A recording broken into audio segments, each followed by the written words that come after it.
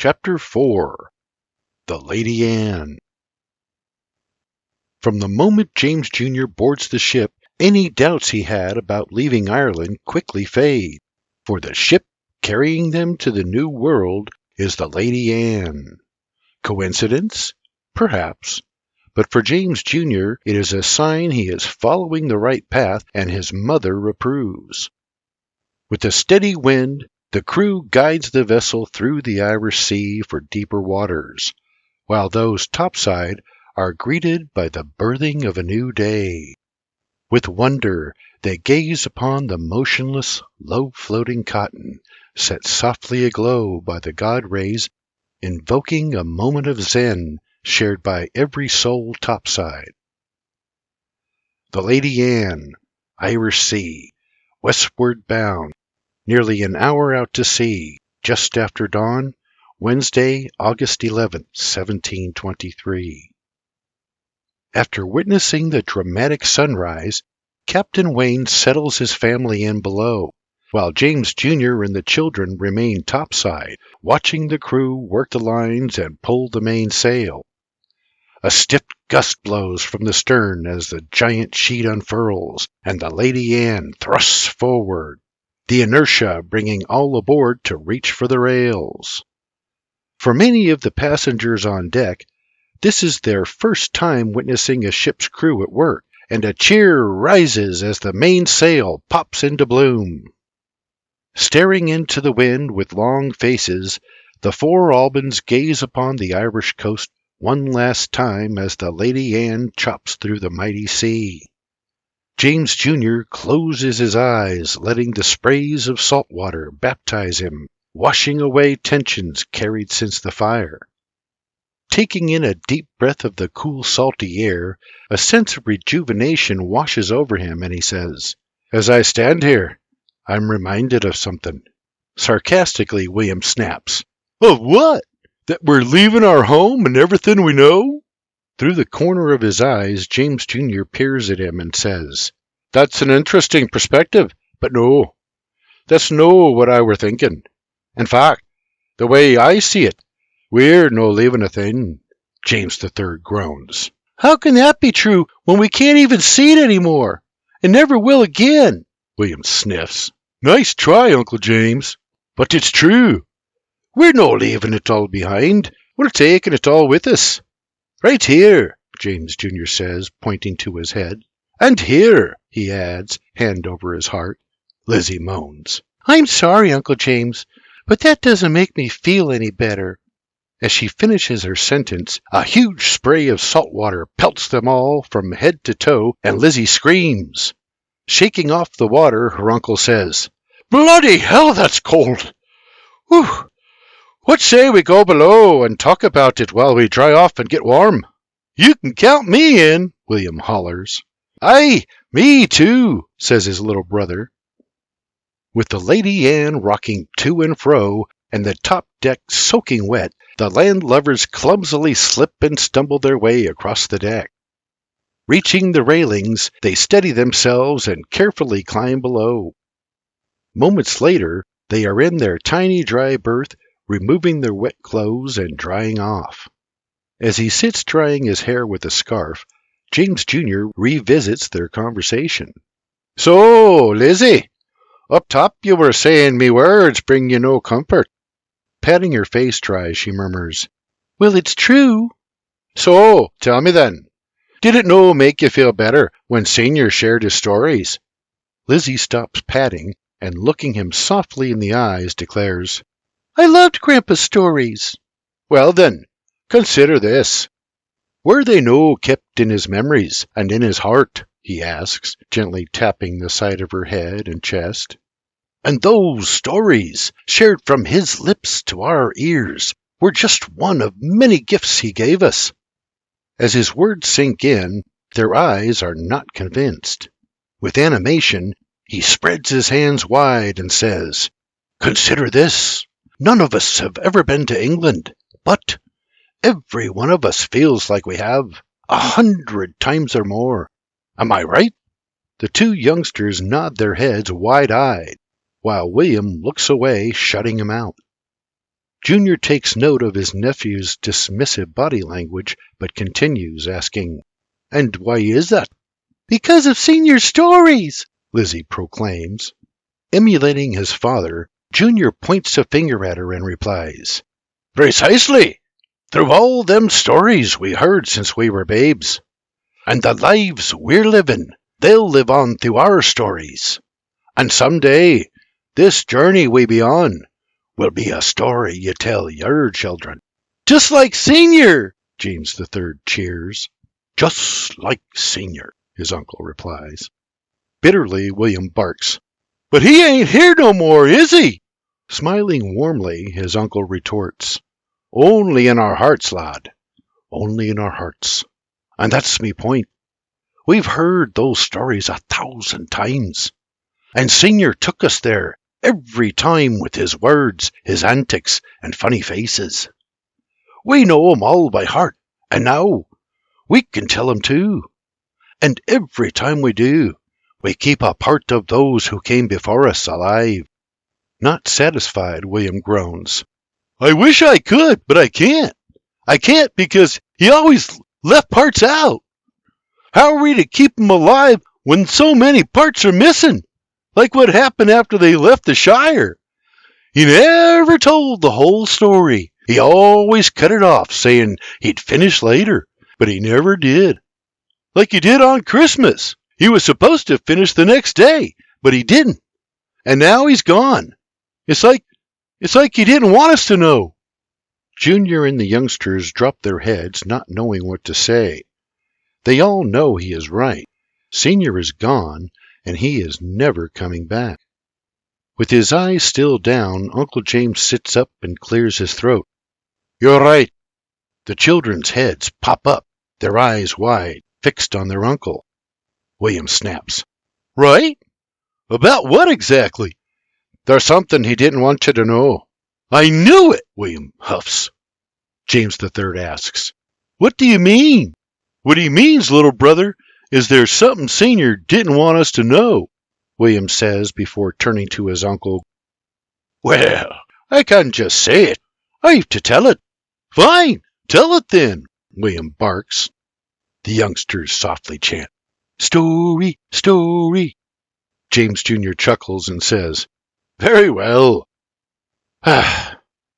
Senior called this one Right on Cue." "Right on cue?" Lizzie asks. "Aye, lass.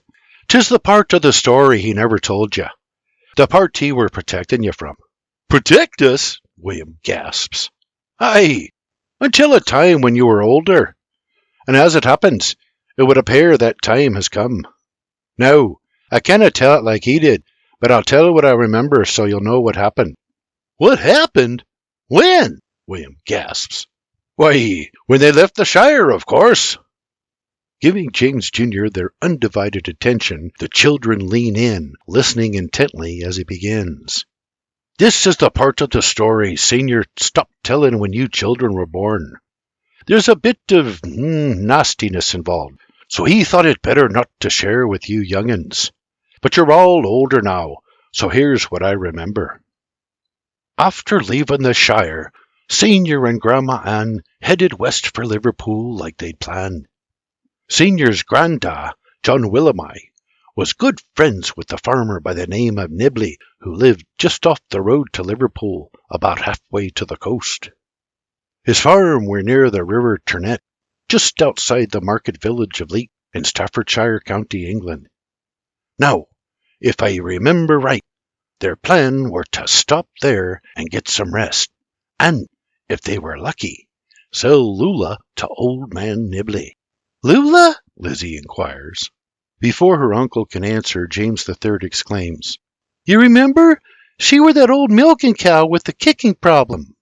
"Oh, I remember now," Lizzie chirps. To which James Jr. replies, "You're right, lad, save one thing." "One thing?" his nephew questions.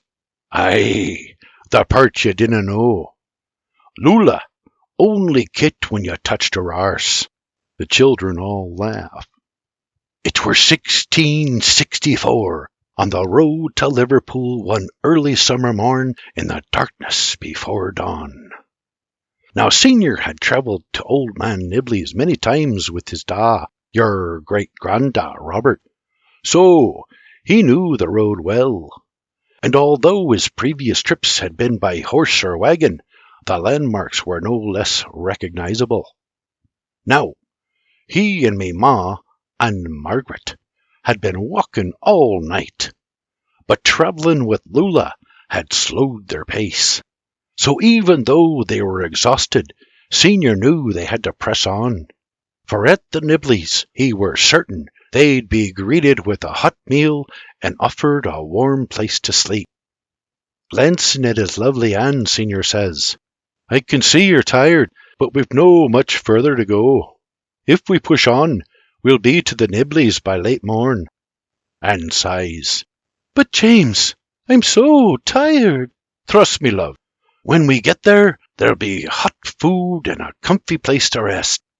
"I know you're right, but I could use the rest now." "Trust me, love. I'm tired too." Exhausted, she stretches her back and sighs. "I'm sure you are, but remember, I'm tired for two."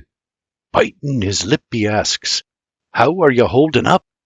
"I'm fine, but the rest would be nice." With a raise of his brow, he rocks his head back. "You know, if I'm no mistaken, there's a creek just ahead where we can take a rest and get a drink." With a squeeze of his hand, she sighs. "Very well, to the creek it is." He squeezes back and with an encouraging smile says, "'Tis just over the rise." "I think Lula's the one you should be telling. It seems she's no too happy about this walk we've taken her on." Turning to Lula, Senior says, "Sorry, girl, but old Lula just keeps on walking, bobbing her head with every stride." "You may be right. She's given me the silent treatment," Senior says, making your grandma laugh. Anyhow, a short while later, the trio reaches the creek. "Well, here we are," to which me ma replies, "Thank the Lord." The children laugh. "I'm taking Lula down for a drink. I'll be right back." With an exhausted wave, your grandma sighs, "Phew, go ahead.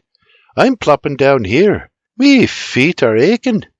Senior gives her a nod, then leads Lula down to the creek. After refreshing themselves, Senior tugs the old girl back up the grade to where they had left Anne resting. To his surprise, however, she were nowhere in sight, so he calls to her, "Anne!" and then the second time, "Anne, where are you?" As he and Lula reach the top of the grade, Senior spots a dark silhouette emerging from behind a large tree. As the figure steps into the light of the rose moon, Senior can just make out your grandma's fearful eyes. She's in the clutches of a larger, taller figure, forcibly restraining her. Senior's eyes narrow as the faceless marauder steps from the shadows, his large hand over your grandma's mouth. Senior shouts, "What's this about?" From over his shoulder a voice snarls, "Well, isn't she a beauty? So full and round." Senior starts to turn, getting just far enough around to see a man in his peripheral, standing behind Lula. "Don't!" he commands, pointing his pistol. Senior stops and slowly turns back around, tugging Lula forward until she's at his side. "You know, I think she's ready for milking. But first, we'll have to do something about you and this bloody cow. Hands up!" the sinister voice insists. Releasing Lula's rope, Senior slowly raises his hands. As he does, the scoundrel holding on starts moving closer. Anne struggles to break free, but to no avail, and now Senior can see why. The scoundrel has Anne with her arm twisted behind her back. "What do you want?" Senior demands. The man holding Anne laughs as his partner draws slowly closer, crowing, "Oh, you needn't worry about that, friend. We'll be taking what we want." By the sound of his voice, Senior could tell his assailant were drawing nearer, and he barks, "I've nothing to offer but a few shillings and this old heifer." As he speaks, Senior slaps his right hand on Lula's arse, and right on cue, she snaps her leg back. James III yelps, "Wait! The cow kicked him?" Right smack on his right kneecap. The children cringe but continue to laugh. "Dropped him like a sack of grain," Junior laughs. The children fall about themselves, drawing attention from people around them. Aye, and as he collapses in anguish, his pistol fires aimlessly into the air and falls to the ground out of reach. Responding quickly, his partner throws Grandma to the ground and charges Senior like a madman. The big oaf is nearly on top of him when Senior remembers his father's knife. Pumping his fist, William cheers. "The one he gave him!" Matching his fist pump. "Exactly!" As the burly brute plows into him, Senior plunges the blade tip to heel into the man's belly. As their bodies collide, the momentum tosses him to the ground. Senior is face up on his back, with the thug's huge body laying across his chest. In the distance, Anne still lay on the ground where she'd been thrown. She were breathing and conscious, but dishevelled and scared. There was silence. The only sound, that of Lula, gracefully trotting forward before coming to a halt. Shattering the silence, the smug bandit moans, "Seamus, help me! I think the cow broke me fucking leg! Seamus!" But there were no response. Instead, Seamus just rolls off Senior onto his back, eyes open but empty. His partner screeches, "Seamus! I can see you, you fat fuck! Get off your arse and help me!" But Seamus remained still and quiet. Breathing heavily, Senior rolls to his knees, the bloodied knife still firmly in his grip. Huffing and puffing, he glares at the broken-legged bandit. He's reeling on the ground a few feet away, frantically grabbing at his knee and grimacing. Probably, and I'm guessing here, due to the artistic manner in which his right leg were bent, an angle best described as unintended by God. William laughs and the little ones cringe. With the knife tightly clenched, Senior sloppily crawls over the man's mangled leg to get on top of him. The bandit lets out a blood-curdling scream. Slapping his left hand over the man's mouth, Senior growls at him, the bulk of his weight pressing on the bastard's broken limb. Being more than he can bear, the bastard passes out or dies. Unsure of which, Senior ends him in the same manner he'd done his partner. With the mighty thrust of his knife, he plunges his blade deep into the man's torso and watches as he lets out his last breath. Rolling off the man onto his back, Senior lets his arms fall to his sides and he growls, "You shouldn't have insulted me, cow." Just then, Anne calls from the distance, "James!" His eyes pop open and he gasps, "Anne!" Calling upon what remains of his strength, he rolls to his knees, and for the briefest of moments glances at the man beside him before spitting on his worthless remains. Dragging himself to his feet, he scans the area, calling, "Anne! Where are you?" In the distance, she calls, "Over here." Rushing to her side, he asks if she's all right. Looking around at what they just survived, she replies, "Never better." And, right on cue, Senior and Lola save the day. The end. "The end?" Lizzie gasps. James III moans, "The end? But what happened after that?" Pushing his uncle, William prods, "Don't be like Senior leaving out what you don't want us to know. They obviously didn't stay at this Nibley's, so where'd they go? And what happened to the cow?" Waving his hands defiantly, James Jr. shakes his head and sighs. "Well, you're wrong. They did stay with the Nibleys." And although old man Nibley had no need of a temperamental old cow, he purchased Lula anyway, calling it a wedding gift. Then, after getting some much-needed rest, they made their way to Liverpool. From there, they took a ferry across the Irish Sea to Dublin. Then, Shortly after their arrival, they got married and started working for Papa B, and so began their new lives as husband and wife. The end. Papa B? Lizzie sleepily asks. Aye, Arthur Bailey. He's the man who gave me da the farm when he passed. He were like a grandpa to all us kids, so we called him Papa B. William breathes. Wow! I can't believe Senior killed those men. That got me to thinking, too. James III yawns. Listen, lads, don't be judging Senior till you've walked in his shoes. He did what he did to survive, and now you know why he stopped telling that part of the story. It weren't something he were proud of. It were just something he had to do. Staring off in his thoughts, James Jr. adds, I remember years ago I asked him how he lived with it. He told me. The price would have been far greater had he known. As he finishes, James Jr. looks back at Lizzie and James to find the story and gentle sway of the Lady Anne have rocked them to sleep, while William, who had still been listening, rolls over, turning his back to him. Puckering his lips, James Jr. nods at the sight of William's further distancing himself. Then, to his surprise, William murmurs, It were almost like he were here. Pulling his tricorn over his eyes, James Jr. smiles a satisfying smile and lays back on his bunk.